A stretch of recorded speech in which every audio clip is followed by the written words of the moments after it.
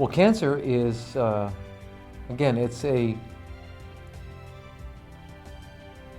natural reaction of the body to a particular set of circumstances.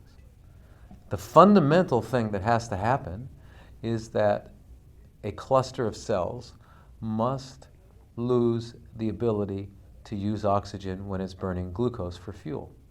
Okay, and that's not such a far-fetched idea, since the part of the cell that does that, that's responsible for that, is the mitochondria. And the mitochondria, using oxygen, is, in a biochemical sense, flammable. So just like you wouldn't want to light a match near a oxygen tent, right?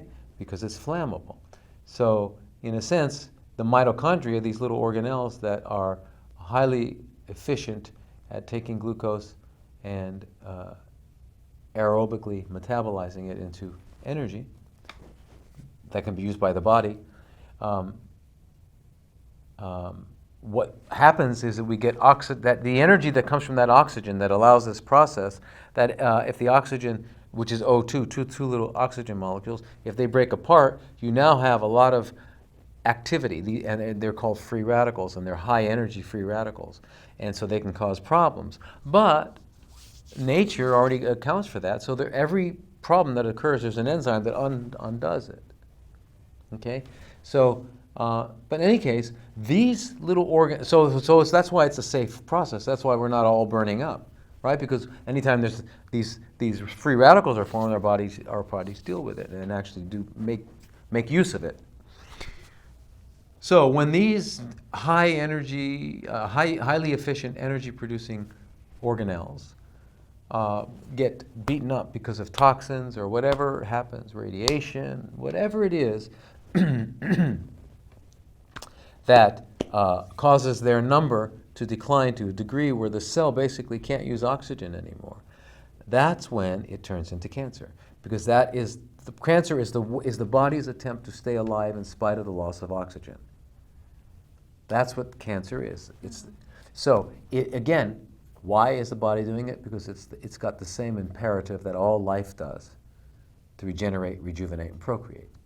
Right? Breathed into the nostril of Adam, breathed into every plant. Right.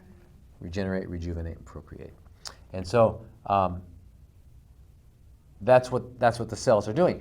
If the cells didn't do that, that little cluster of cells in the breast or prostate would have died, become necrotic, and become a nidus for infection, and the person would have probably gotten septic and died.